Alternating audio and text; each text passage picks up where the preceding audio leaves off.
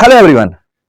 बचपन में मेला में इस तरह का कुछ देखे हो, खरीदे हो कुछ कभी? ये देखो एक चिड़िया है।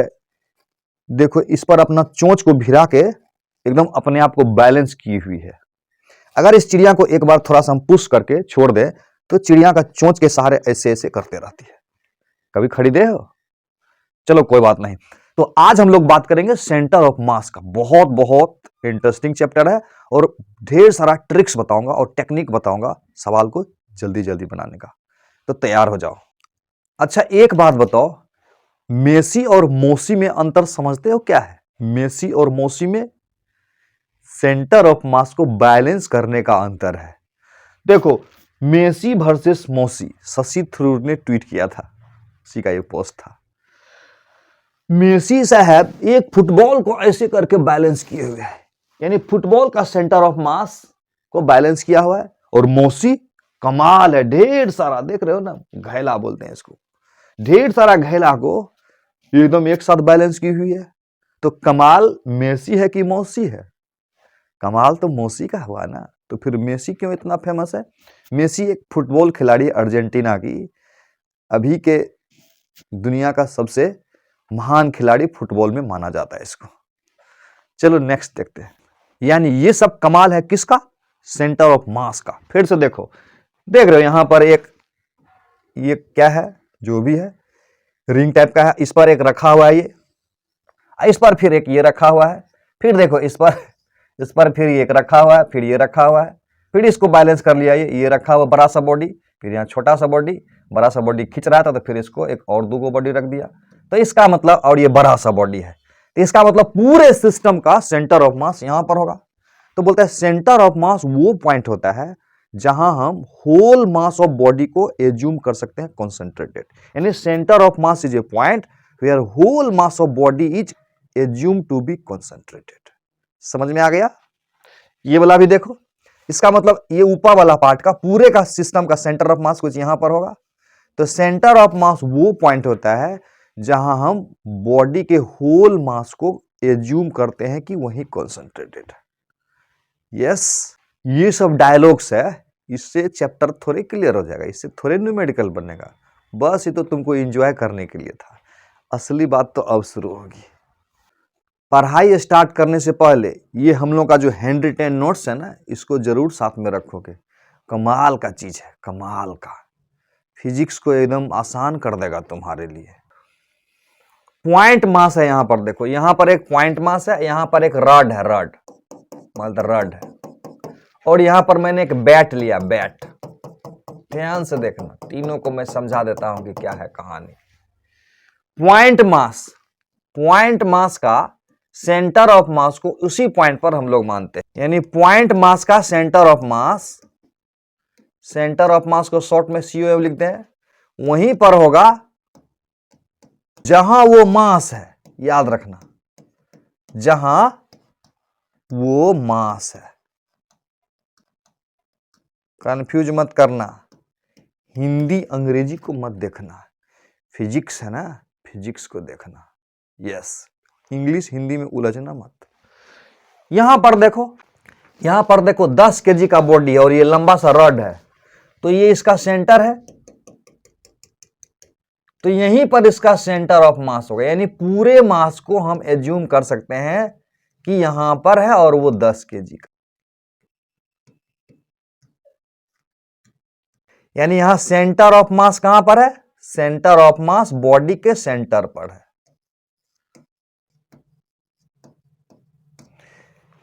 लेकिन सवाल यह उठता है कि क्या सेंटर ऑफ मास बॉडी के सेंटर पर होगा हमेशा? ना ना ना ना, कैसे?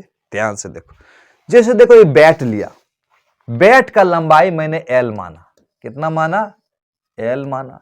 तो यहां से L/2 और यहां से L/2 होगा, तो ये बॉडी का सेंटर हो जाएगा। तो क्या इसका सेंटर ऑफ मास यहीं पर होगा? यहां उंगली लेके यहां पर रखोगे तो क्या उसका सेंटर ऑफ मास वहीं पर होगा? बिल्कुल नहीं। तो इसका सेंटर ऑफ मास क्या होगा? थोड़ा सा इधर आ जाएगा, थोड़ा सा, यानी ये हो जाएगा सेंटर ऑफ मास। यानी सेंटर ऑफ मास जरूरी नहीं है कि बॉडी के सेंटर पर ही होगा, और ये भी जरूरी नहीं कि बॉडी के अंदर ही होगा। जैसे देखो इस तरह का रॉड है, यानी ये जरूरी नहीं है कि सेंटर ऑफ मास मटेरियल में ही होगा, मटेरियल से बाहर भी हो सकता है। जैसे देखो ये रिंग है, क्या है, रिंग। रिंग का मटेरियल तो इस प्रकार से है, तो इसका सेंटर ऑफ मास कहां पर होगा, यहां पर होगा। यहां कोई मटेरियल है क्या, नहीं है। जैसे ये देखो रॉड है, तो इसका सेंटर ऑफ मास ना इधर होगा ना इधर होगा, कहां पर होगा पता है, आगे सिखाएंगे तुमको, यहां पर कहीं होगा बीच में। तो इसका मतलब सेंटर ऑफ मास बॉडी के अंदर भी हो सकता है, सेंटर ऑफ मास बॉडी के बाहर भी जा सकता है, कहीं भी हो सकता है। सीधा सीधी समझो, सेंटर ऑफ मास किसी बॉडी का वो पॉइंट है जहां हम होल मास ऑफ बॉडी को एज्यूम करेंगे कि वही कॉन्सेंट्रेटेड है। अंग्रेजी में बोलेंगे centre of mass is a point where whole mass of body is assume to be concentrated. लिखा हुआ भी है, देख लो, देखो यहां लिखा हुआ है ना, it is a special point where the whole mass of system is suppose to be concentrated. फंडा क्लियर है ना? ना ना, इतना से क्या क्लियर होगा, इतना से खाली ये समझ में आया कि सेंटर ऑफ मास कहां होता है। न्यूमेरिकल में इस सब का क्या यूज है, सिर्फ परसेप्शन बनाने के लिए था। न्यूमेरिकल को कैसे बनाएंगे उसका कॉन्सेप्ट अब मैथमेटिक्स में देखेंगे हम लोग। देखो अब यहां समझो काम की बात, क्या लिखा है, centre of mass is defined for the system of particles. System of particles, चलो आगे समझते हैं। सिस्टम ऑफ पार्टिकल्स जो होगा ना वो दो तरह का होगा।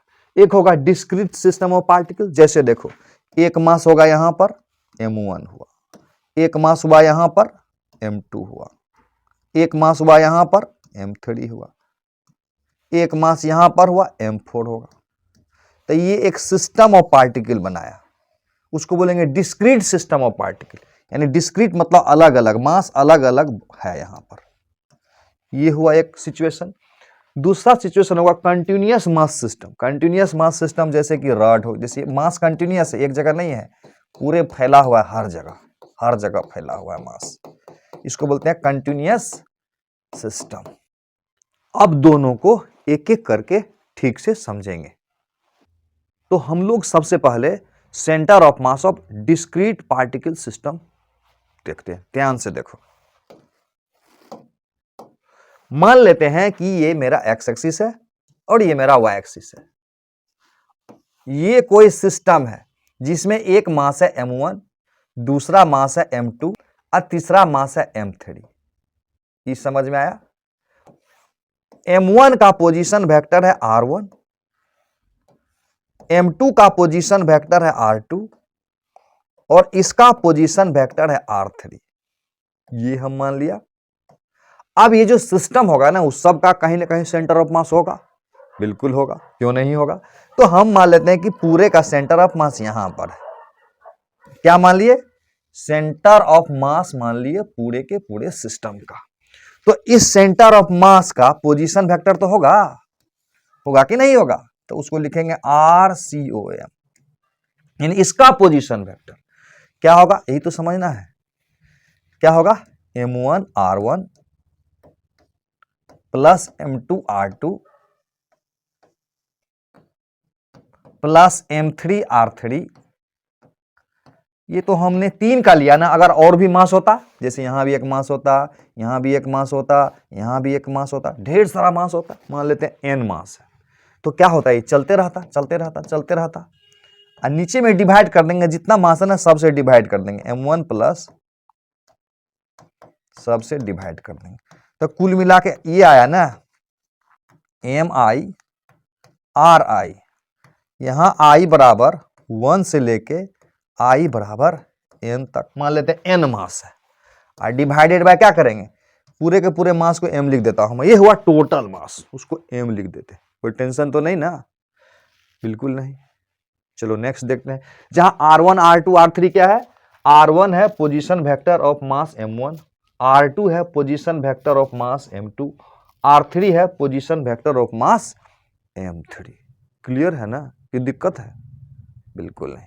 तो नेक्स्ट देखो, यहां पर भी मैं तुम्हारे लिए अलग से लिख दिया हूं, consider m1 m2 m3 be the point masses, बहुत सारा है, dot dot dot, whose position vector are r1 r2 r3 the centre of mass of entire system is having position vectors RCOM, और उसका वैल्यू दिया हुआ है M1 R1 M2 R2। ये तो पहले बता दिए है, क्लियर है। तो हम लोग नेक्स्ट देखते हैं, ध्यान से देखो। कभी कभी जो है ना मास का कोऑर्डिनेट दे देगा, देखो कैसे।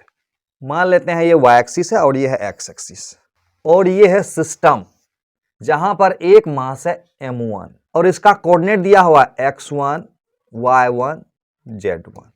दूसरा मास मान लेते हैं M2 है और उसका कोऑर्डिनेट दिया हुआ है x2 y2 z2। और तीसरा मास है M3, उसका कोऑर्डिनेट है x3 y3 z3। और इसमें कहीं ना कहीं सेंटर ऑफ मास होगा, सेंटर ऑफ मास होगा ना कहीं। तो उस सेंटर ऑफ मास का कोऑर्डिनेट होगा, मान लेते हैं XCM YCM ZCM। तो ये XCM बराबर कैसे निकालेंगे? XCM मतलब सेंटर ऑफ मास का x कोऑर्डिनेट। बहुत आसान है, क्या करोगे, लिख दोगे M1 x1 plus M2 x2 plus M3 x3 dot dot dot, जितना भी रहेगा ना सबका लिख दोगे, नीचे में सारा मास को भागा दोगे, डिवाइड कर दोगे। M1 plus M2 plus M3 dot dot dot.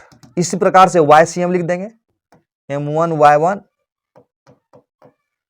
M2 Y2 dot dot कर देता हूं, है ना। और नीचे में M1 plus M2 plus M3 dot dot dot dot लिखते चलेंगे। उसी प्रकार से Z सेंटर ऑफ मास होगा, सेंटर ऑफ मास का Z कोऑर्डिनेट। क्लियर हो गया, दिमाग चलना शुरू हो गया होगा। क्या लिखेंगे, M1 Z1 M2 Z2 M3 Z3। Very good, दिमाग चलना स्टार्ट हो गया। डिवाइडेड बाय, यस, इस प्रकार से हम लोग निकाल लेंगे। ये तो हमने देखा कि ढेर सारा मास होगा तब, लेकिन स्पेशल केस जब दो ही मास होगा तब क्या करेंगे, M1 और M2 सिर्फ दो ही हो, तब क्या करेंगे, तो उसको देखते हैं ध्यान से। Centre of mass of two particle system, मान लेते हैं ये y एक्सिस है और ये x एक्सिस। एक मास है ये M1 और दूसरा मास है ये M2, और इसका पोजीशन वेक्टर है R1 और इसका पोजीशन वेक्टर है R2। एक बात हमेशा ध्यान रखना, दो मास का सेंटर ऑफ मास हमेशा दोनों को मिलाने वाला लाइन पर ही होगा, इसको याद कर लेना। तो यहां हम मान लेते हैं सेंटर ऑफ मास, तो ये क्या होगा, R सेंटर ऑफ मास होगा, R सेंटर ऑफ मास हो जाएगा, R सेंटर ऑफ मास ये होगा। तो R सेंटर ऑफ मास बराबर क्या लिखेंगे, बहुत आसान, क्या लिखेंगे, M1 R1 plus M2 R2 divided by M1 plus M2, इस तरह से लिखेंगे। ये तो हो गया पोजीशन वेक्टर के फॉर्म में, लेकिन हमेशा पोजीशन वेक्टर के फॉर्म में तो रहेगा नहीं, तो क्या करेंगे। अच्छा, R समझते हो कैसे निकाला जाएगा, जैसे कि कभी कभी दे देगा ये X है, ये Y है और ये कोई पॉइंट P है, X Y Z सीट में भी दे दिए हैं, और ये बोलेगा R, तो R बराबर क्या लिखोगे, याद है, ये R बराबर होगा XI, याद कर लेना, YJ Z, ये होता है R। तो देखते हैं नेक्स्ट, मान लेते हैं एक मास M1 है, यहां पर है, और एक मास है M2 और वो यहां पर है, और ये है X बराबर 0, X इज इक्वल टू 0, और ये है X is equal to L, और इसका सेंटर ऑफ मास मान लेते हैं यहां पर है, तो इसका X सेंटर ऑफ मास ये हो जाएगा। दो मास का सेंटर ऑफ मास हमेशा उस मास को मिलाने वाला लाइन पर ही आएगा, इसको ध्यान से समझ लेना। तो ये X सेंटर ऑफ मास बराबर क्या होगा मेरा, बहुत बढ़िया, क्या होगा बोलो, M1, X1 की जगह क्या रख दोगे, 0, M1 फॉर्मूला पहले लिखता हूं मैं, M1 X1 M2 X2 divided by M1 plus M2, ये इस्तेमाल करेंगे। वेरी गुड, M1 बराबर यहां पर मेरा M1 है, और X1 के जगह M1 का जो पोजीशन है वो लिख देंगे 0, प्लस M2 m2 तो ठीक है, और x2 मतलब यहां ओरिजिन माने हैं ना, तो यहीं से ले रहे हैं दूरी। x2 की जगह कितना रख देंगे, l लिख देंगे, और divided by m1 plus m2। ये मेरा सेंटर ऑफ मास का x कोऑर्डिनेट हो गया। इससे काम नहीं चलेगा, मैं तुझे ट्रिक बताने वाला हूं कि सवाल जल्दी जल्दी कैसे बन जाए और कहां सेंटर ऑफ मास का पोजीशन होगा उसको एक लाइन में निकाल लेंगे। देखो, ध्यान से देखो, मान लेते हैं एक मास है यहां पर m1 और दूसरा मास है यहां पर m2। सेंटर ऑफ मास है यहां पर, टोटल दूरी है l। ऐसे सवाल को कैसे सॉल्व करेंगे एकदम जल्दी जल्दी। यस, यहां से यहां के दूरी को मान लेते हैं x1 और यहां से यहां के दूरी को मान लेते हैं x2। वेरी गुड, ये मेरा है सेंटर ऑफ मास और इसको मान लेते हैं ओरिजिन। ओरिजिन का मतलब 0 0, और ये दूरी अगर x2 है तो इसका कोऑर्डिनेट क्या होगा, x2 0। वेरी गुड, इसका कोऑर्डिनेट क्या होगा, -x1 0।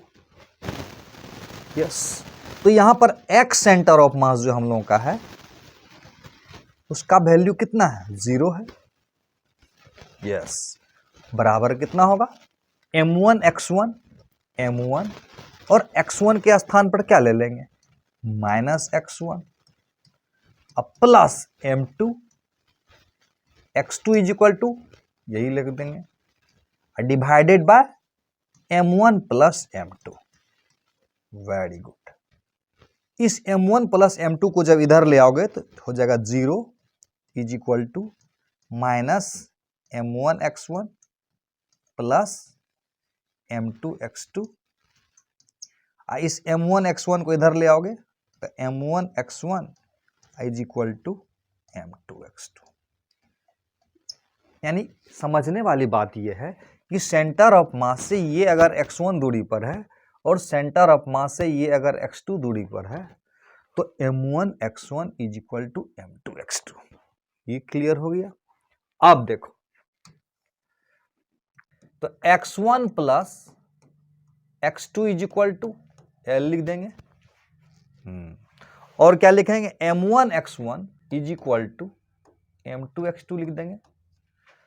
इसको 1 नंबर मान लेते हैं, इसको 2 नंबर मान लेते हैं। दोनों को सॉल्व करके x1 एंड x2 का वैल्यू निकालना है। एकदम शानदार ट्रिक बताता हूं, इस कॉन्सेप्ट को हर जगह यूज कर सकते हो सवाल को जल्दी जल्दी बनाने के लिए। एक तो तरीका है कि ये x1 का वैल्यू यहां रख दोगे, उससे कैलकुलेट करना। दूसरा तरीका एकदम सुपर हिट तरीका बताता हूं, जल्दी जल्दी बनाने में काम आएगा तुमको। x1 by x2 is equal to क्या हो जाएगा, m2 बाय m1 हो जाएगा।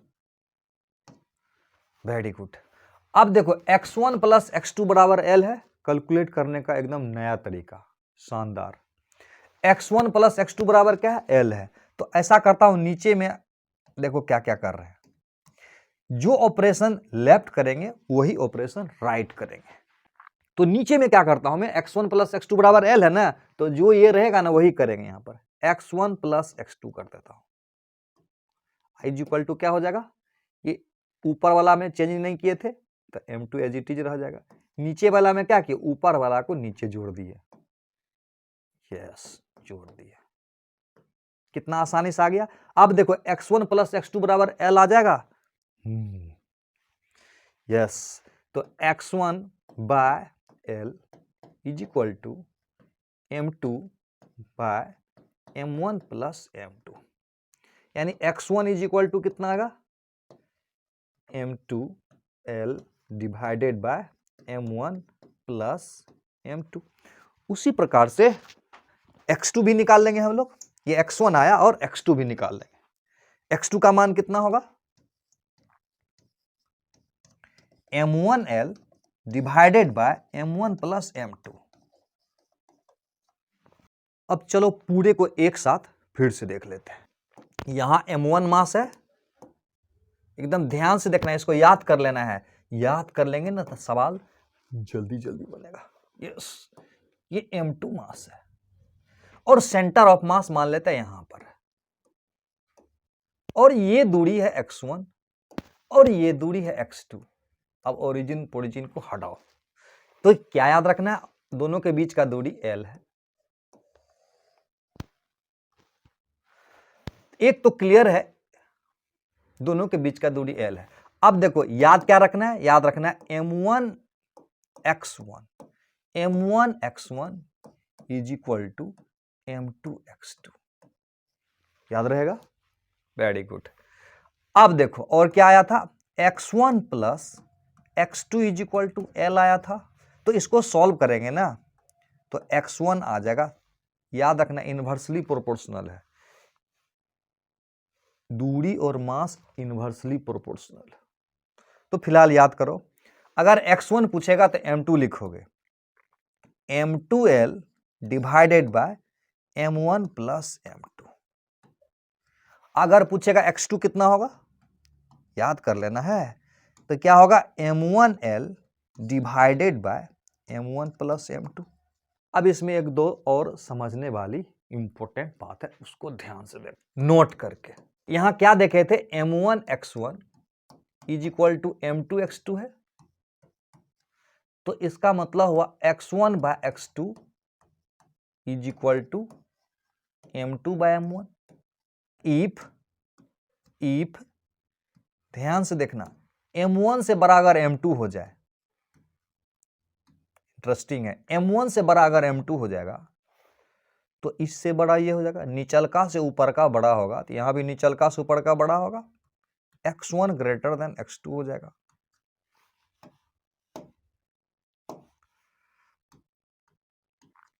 फिर देखो, अगर इफ m1 बड़ा हो जाए m2 से, यानी ऊपर छोटा नीचे बड़ा, यानी ऊपर छोटा नीचे बड़ा, तो ऊपर छोटा नीचे बड़ा होगा, यस। फिर एक केस देखते हैं, अगर m1 बराबर m2 हो जाए, m1 बराबर m2 हो जाए तो x1 बराबर x2 हो जाएगा। इससे क्या पता चलता है, इससे यह पता चलता है कि अगर m2 भारी होगा तो x2 छोटा होगा, m1 भारी होगा तो x1 छोटा होगा। तो इसका मतलब हुआ कि सेंटर ऑफ मास हमेशा भारी मास के नजदीक होगा, यानी ज्यादा मास के नजदीक होगा। ये क्लियर हो गया। एक और पता चला कि सेंटर ऑफ मास का जो दूरी होगा ना, इनवर्सली प्रोपोर्शनल टू मास होगा, यानी सेंटर ऑफ मास जिसका मास ज्यादा होगा उससे नजदीक होगा। ये सेंटर ऑफ मास की दूरी है और ये है मास, यानी सेंटर ऑफ मास की दूरी हैवी मास के नजदीक होगा, यानी m ज्यादा होगा तो सेंटर ऑफ मास की दूरी कम हो जाएगा। मजा आ रहा है? और भी क्लियर कर देता हूं, इसको एक फोटो से समझा देता हूं। अब यहां समझो ध्यान से। अब मान लेते हैं एक मास है इधर बड़ा वाला, कैसा मास, बड़ा वाला, कैपिटल M है, और दूसरा मास है इधर छोटा। तो अब बताओ सेंटर ऑफ मास, ये है मिड पॉइंट, कैसा पॉइंट है, मिड पॉइंट। तो क्या सेंटर ऑफ मास मिड में होगा, बीच में होगा? बिल्कुल नहीं। सेंटर ऑफ मास किधर होगा? यस, भारी मास के नजदीक होगा, यानी यहां हो जाएगा सेंटर ऑफ मास। यानी सेंटर ऑफ मास दो मास को मिलाने वाला लाइन के बीच में होगा और बड़ा मास के नजदीक होगा। लिख देता हूं, सेंटर ऑफ मास बीच में होगा, बीच में मतलब दोनों को मिलाने वाला लाइन के बीच में होगा, और भारी मास के नजदीक होगा।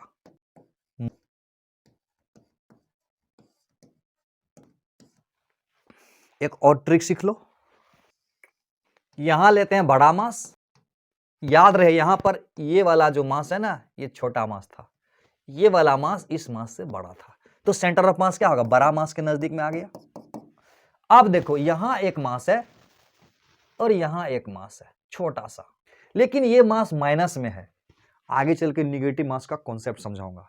माइनस का मतलब वहां मास गायब है, माइनस m है, अभी फिलहाल माइनस m समझो, आगे इसको मैं एकदम शानदार तरीके से क्लियर कर दूंगा, फिलहाल समझना है। क्या बोले, सबसे बड़ा बात कि एक मास ये और एक मास ये है, जो बड़ा मास होगा उसके नजदीक में सेंटर ऑफ मास होगा। यहाँ पे एक मास ये और एक मास ये, और ये वाला मास बड़ा है मैग्नीट्यूड में इस मास से, यहाँ पर माइनस m है, तो कहता है सेंटर ऑफ मास दोनों को मिलाने वाला, दोनों के सेंटर को मिलाने वाला लाइन में ही होगा, लेकिन बाहर आ जाएगा, यहां हो जाएगा सेंटर ऑफ मास। यानी सेंटर ऑफ मास बाहर होगा, परंतु बड़ा मास के नजदीक होगा। उसी बात को इस फोटो से समझते हैं और क्लियर हो जाएगा। देखो ये M1 है और ये M2 है, और इस केस में दोनों बराबर है। दोनों बराबर है तो सेंटर ऑफ मास कहां आएगा? बीच में आएगा, यहां आएगा सेंटर ऑफ मास। कहां पर आएगा? मिड में, मिड में आएगा। अब यहां देखो M1 बड़ा है, ये M1 है, ये बड़ा है, और ये M2 जो है ना छोटा है, तो सेंटर ऑफ मास किधर होगा? मिड में ना होके इसके नजदीक में आ जाएगा सेंटर ऑफ मास। बहुत बढ़िया। अब देखो ये छोटा है और ये बड़ा है, तो सेंटर ऑफ मास मिड में ना होके इधर आ जाएगा सेंटर ऑफ मास। फंडा तो क्लियर हो गया होगा, और ये भी क्लियर हो गया होगा कि अगर ये x1 है और अगर ये x2 दूरी है, ये अगर x1 दूरी है और ये अगर x2 दूरी है, तो x1 दूरी इज इक्वल टू m2, दोनों के बीच का दूरी l divided by m1 plus m2। x2 is equal to m1l divided by m1 plus m2।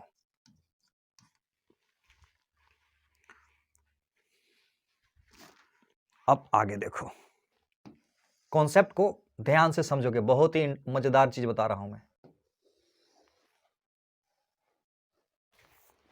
दो सिचुएशन है, M1 यहां पर है और M2 यहां पर है। M1 यहां और M2 यहां। इसमें भी M1 है यहां पर और M2 है यहां पर, और दोनों का सेंटर ऑफ मास मान लेते हैं यहां पर है। यहां क्या है? सेंटर ऑफ मास है। यहां पर दोनों का सेंटर ऑफ मास है, मान लेते हैं यहां पर है, कहीं भी हो सकता है। ये M1 है और ये M2 है। बढ़िया से समझोगे, मजेदार कॉन्सेप्ट है। अगर क्वेश्चन में कहे, देखो अगर कहे M1 को, क्वेश्चन को समझो पहले, D1 दूरी शिफ्ट करेंगे तो M2 को कितना शिफ्ट करना पड़ेगा? यदि सेंटर ऑफ मास का पोजीशन चेंज नहीं करे,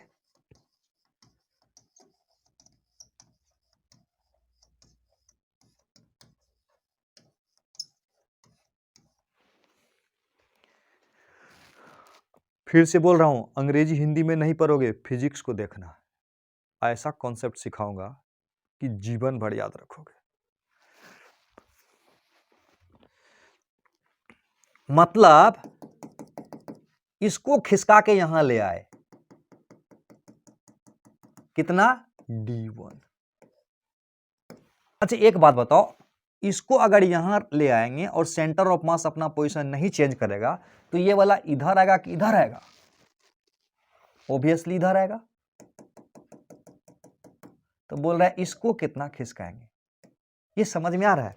ऐसा नहीं होगा कि इसको इधर करेंगे तो ये भी इधर हो जाएगा, तो सेंटर ऑफ मास तो वो भी तो भाग जाएगा।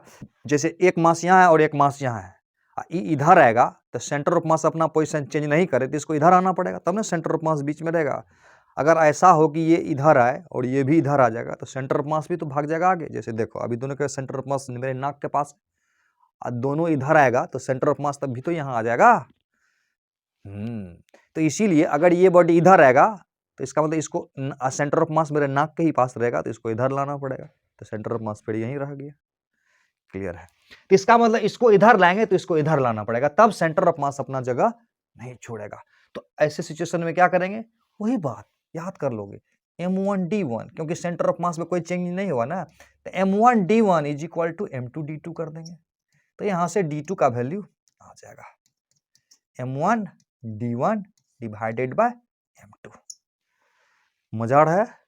सेम बात इसमें करेंगे कि अगर M1 M2 सेंटर ऑफ मास को वहीं रहने के लिए अगर M1 को हम इधर शिफ्ट कर देंगे D दूरी, D1 दूरी, तो M2 को कितना शिफ्ट करना पड़ेगा और किधर शिफ्ट करना पड़ेगा? क्लियर है कि इधर शिफ्ट करेंगे तो सेंटर ऑफ मास का पोजीशन चेंज करेगा, तो सेंटर ऑफ मास का पोजीशन चेंज नहीं करे उसके लिए M2 को किधर शिफ्ट करना पड़ेगा? ऑब्वियसली इधर करना पड़ेगा, यानी इसको D2 कर देंगे। समझ में आ रहा है? तो क्या करेंगे, M1 D1 is equal to, यहां भी लिखेंगे M2 D2। आ रहा है समझ में ना? मजा आ रहा है? एकदम सवाल को जल्दी जल्दी बनाने का टेक्निक बताया मैं। अब कुछ सवाल बना के देखते हैं। जब तक सवाल नहीं बनाएंगे तब तक फंडा क्लियर नहीं होगा। तो क्या करेंगे? यस, स्टार्ट करता हूं। पहला क्वेश्चन है नीट 2020 का। वीडियो को पॉज करके खुद से ट्राई करो। देखो ये सवाल है, पहले तो वीडियो को पॉज करना है, खुद से ट्राई करना, एकदम विनर वाली फीलिंग आ जाएगी, बना दोगे तो। क्वेश्चन में बोल रहा है कि ये 5 kg है और ये 10 kg है। तो कहता है सेंटर ऑफ मास 5 kg से कितना दूर पर होगा। देखो 5 kg बॉडी से नियरली कितना दूर पर सेंटर ऑफ मास होगा, ये ऑप्शन है। 50 सेंटीमीटर, ये सब ऑप्शन है। दिया हुआ ना 2 पार्टिकल ऑफ मास 5 kg, समझा देता हूं, 10 kg are respectively are attached to the 2 ends of rigid rod length 1 metre with negligible mass, यानी एक रॉड से जुड़ा हुआ है, उस रॉड का कोई मास नहीं है। बहुत बढ़िया। The centre of mass of the system from 5 kg particle is nearly, यानी यहां से सेंटर ऑफ मास यहां पर होगा, तो ये दूरी कितना होगा इसी को बताना है। बनेगा? क्यों नहीं बनेगा? बनेगा जरूर। अगर बोलेगा x1 निकालो तो क्या करेंगे, M2 से शुरू करेंगे ना। बोले थे ना x1 बोलेगा तो M2L divided by M1 plus M2, याद दिला देता हूं। यस, तो M2 का वैल्यू कितना है 10 kg और L की जगह कितना रख देंगे 1। बहुत बढ़िया।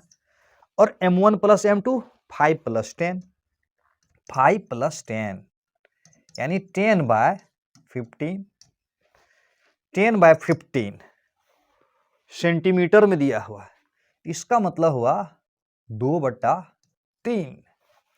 ये मीटर आया, सेंटीमीटर में बदलना नहीं, तो अप्रोक्सीमेटली है, तो मीटर को सेंटीमीटर में बदलोगे तो 200/3 सेंटीमीटर।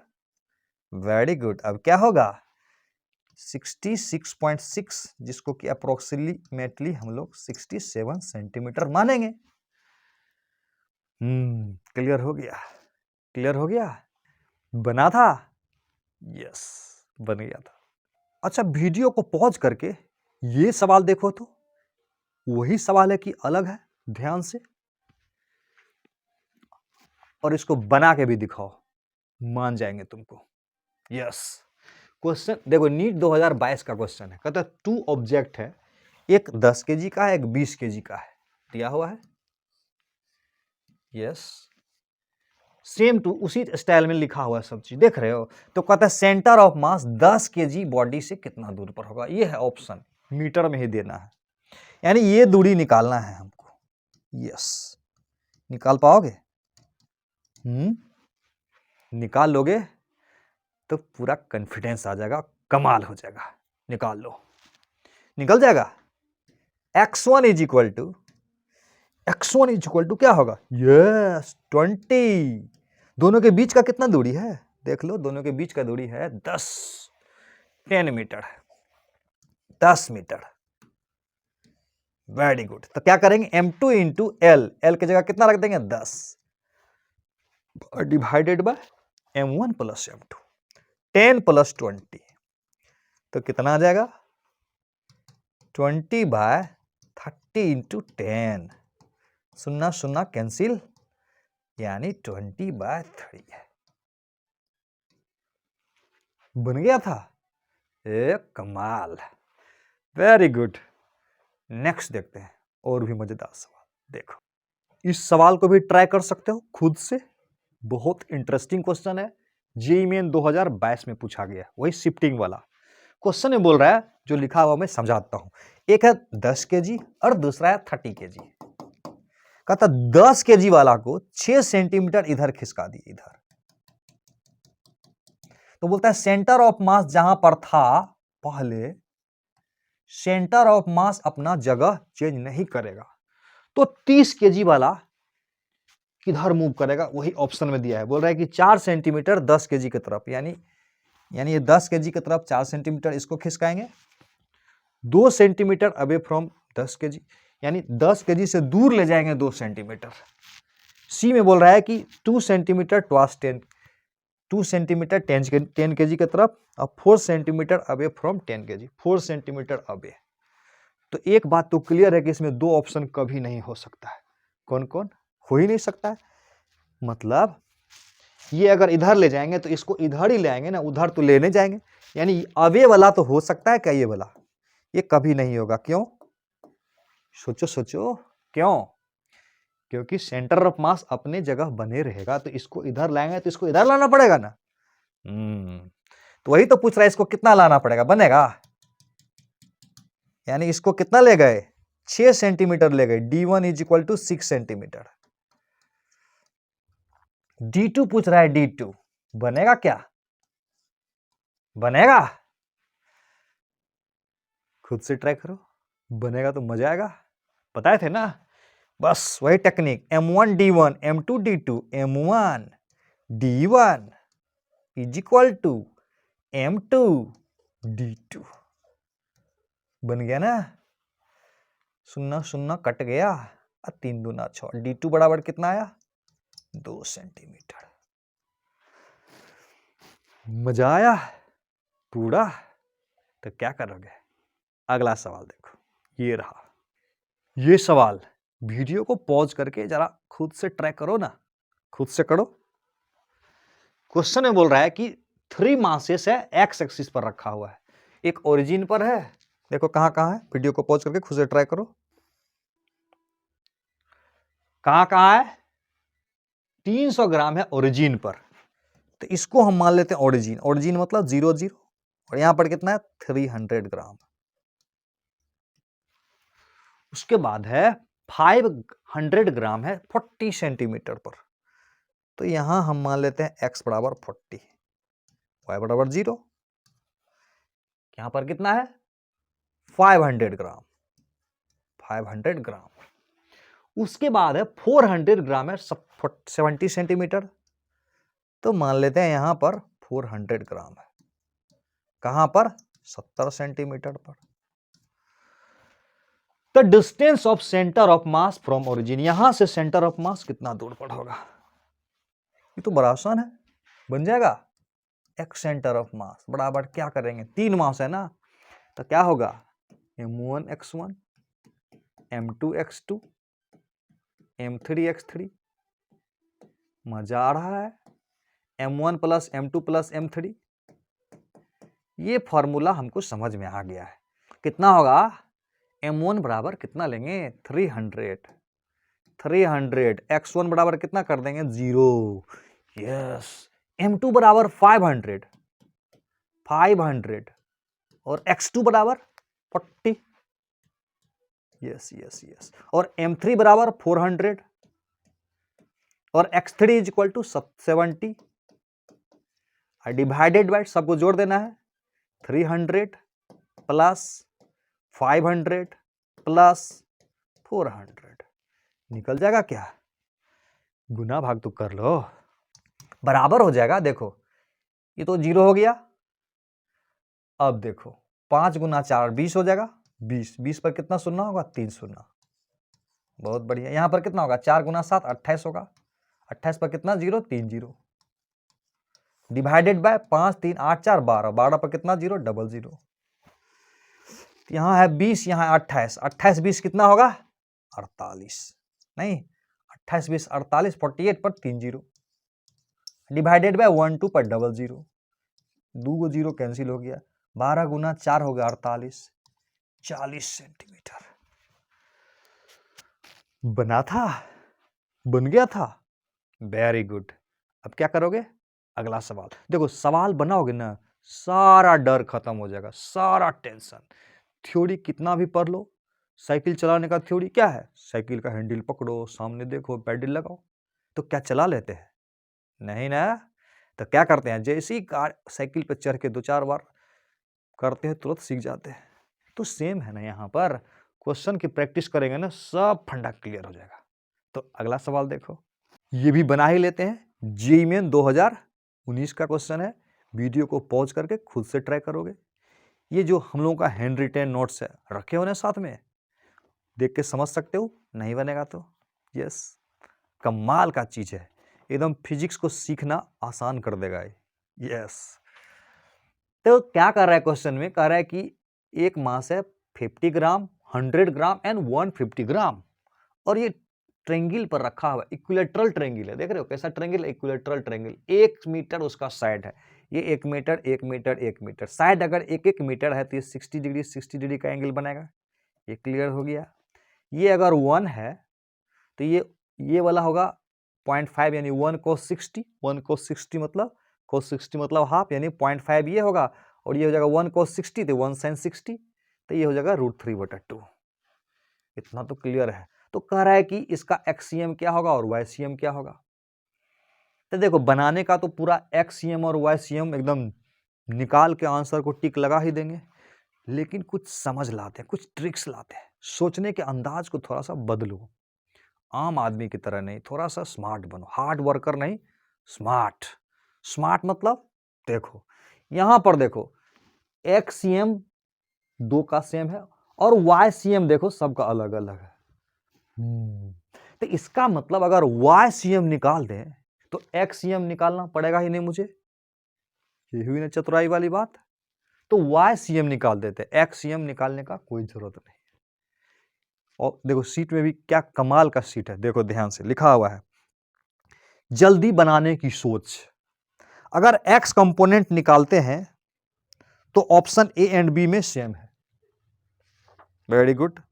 तो वाईसीएम भी निकालना पड़ेगा, परंतु वाईसीएम सब में अलग अलग है, इसीलिए वाईसीएम निकालेंगे तो एक्ससीएम नहीं निकालना पड़ेगा। यस, तो वाईसीएम निकाल दो ना, वाई सेंटर ऑफ मास मतलब m1 y1 m2 y2 m3 y3 divided by m1 plus m2 plus m3।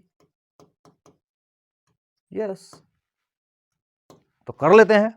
m1 y1 बराबर, m1 बराबर कितना है, m1 बराबर 50 और y1 बराबर कितना है 0। बहुत बढ़िया।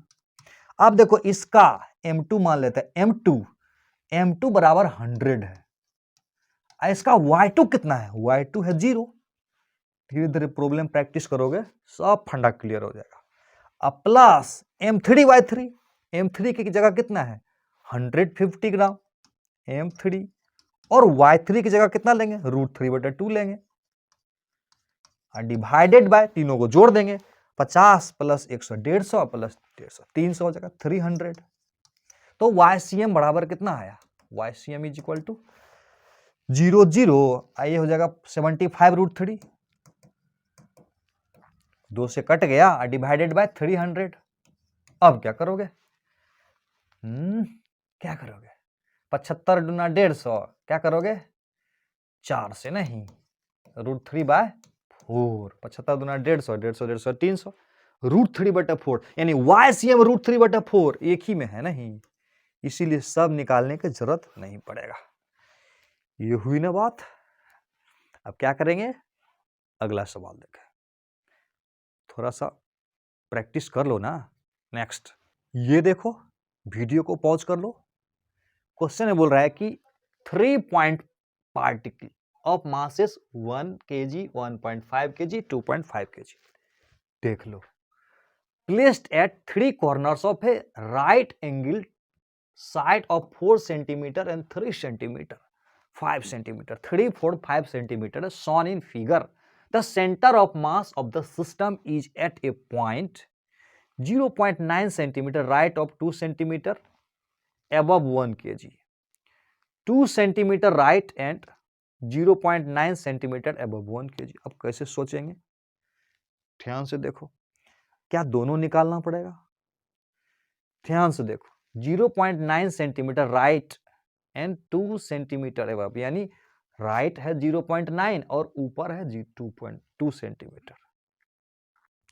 तो ऊपर की तरफ यहां 2 है और 2 है, देखो राइट साइड में इधर इधर है, तो राइट साइड खिसकाने का अलग अलग है और ऊपर वाला खिसकाने वाला 2 है, यानी इधर के तरफ सबका अलग अलग है और इधर की तरफ सबका तो इसमें सेम है। तो इसका मतलब y CM नहीं, सिर्फ x CM निकालो, काम हो जाएगा, क्योंकि सब अलग अलग है। तो x CM निकल जाएगा, x सेंटर ऑफ मास, बहुत आसानी से। इसका x कोऑर्डिनेट कितना होगा बोलो तो, ओरिजिन इसको मान लेंगे तो 0 0, ये 3 सेंटीमीटर, तो x कोऑर्डिनेट कितना होगा 3 या y कोऑर्डिनेट 0, इसका x कोऑर्डिनेट 0 और y कोऑर्डिनेट 4।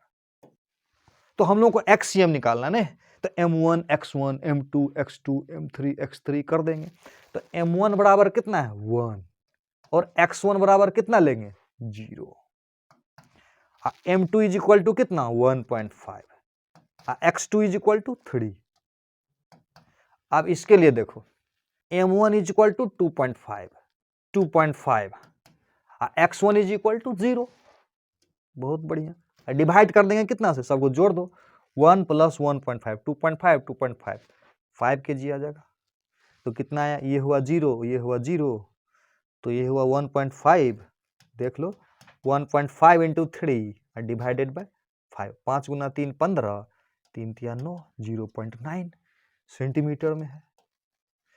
तो इसका मतलब हुआ कि 0.9 सेंटीमीटर राइट, ऊपर अपने आप आ जाएगा, है ना। मजा आया, यस।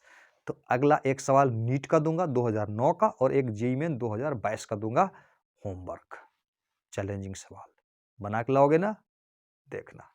देखो इस सवाल का जरा फील ले लो, यस। क्वेश्चन में क्या बोल रहा है, एक है 1 kg का और एक है 3 kg का, 3 kg, जिसका पोजीशन वेक्टर दिया हुआ है r1 बराबर यहां दिया हुआ है i plus 2j plus k and r2 बराबर भी दिया हुआ है, ध्यान से देखो, ऐसे रहे तो समझना पोजीशन वेक्टर है। तो -3i माइनस 2j अब प्लस k दिया हुआ है रिस्पेक्टिवली। तो कहता है centre of mass of this system has a position vector, यानी RCOM निकालना है। ये तो बड़ा आसान है ना, इसमें समझा देता हूं। मान लेते हैं ये x एक्सिस है और ये y एक्सिस है। इसे समझने के लिए एक मास है 1 kg और एक मास है 3 kg। क्वेश्चन में दिया हुआ इसका पोजीशन वेक्टर ये r1 हुआ, ये है, और इसका पोजीशन वेक्टर r2 है, ये दिया हुआ है क्वेश्चन में। तो बोल रहा है सेंटर ऑफ मास कहां पर होगा, ये तो हम जानते हैं कि यहां पर कहीं होगा। तो सेंटर ऑफ मास का कोऑर्डिनेट हम लोग जानते हैं ना, सेंटर ऑफ मास का पोजीशन वेक्टर निकाल लेंगे ना। कैसे निकालेंगे, m1 r1 plus m2 r2, अब भागा देंगे m1 प्लस m2, और मुझे पूरा उम्मीद है कि खुद से ट्राई करोगे और आंसर आएगा ये वाला। करोगे ना, करके भेजोगे व्हाट्सएप पर, पक्का ना। ये मत समझने कि तो छोटा काम है सर को क्यों भेजेंगे, भेजना है, देखेंगे ना, उसी से लगेगा कि तुम कितना सिंसियर हो। तो अगला सवाल देखते हैं जेईई मेन 2022 का, मजा आ जाएगा अगर बना लोगे, वो तुमको होमवर्क में जाएगा और उसको बना के जरूर भेजोगे, देखना बनता है कि नहीं बनता है। अरे अभी सवाल देखा तो यही सवाल है जेईई मेन 2022 का जो तुमको होमवर्क दे रहा था मैं, यही है जेईई मेन 2022 का। एक बात ध्यान दे रहे हो, जो सवाल नीट 2009 में पूछा वही सवाल जेईई मेन 2022 में पूछ रहा है, गजब। तो क्या करना है, मजा लेना है। अब अगला क्लास में क्या पढ़ाऊंगा, ऐसा कॉन्सेप्ट लेकर आऊंगा कि हंगामा हो जाएगा, ऐसा ट्रिक कि सवाल को, बड़े बड़े सवाल को देखोगे कैसे सॉल्व कर देते हो। तो मिलते हैं अगले क्लास में।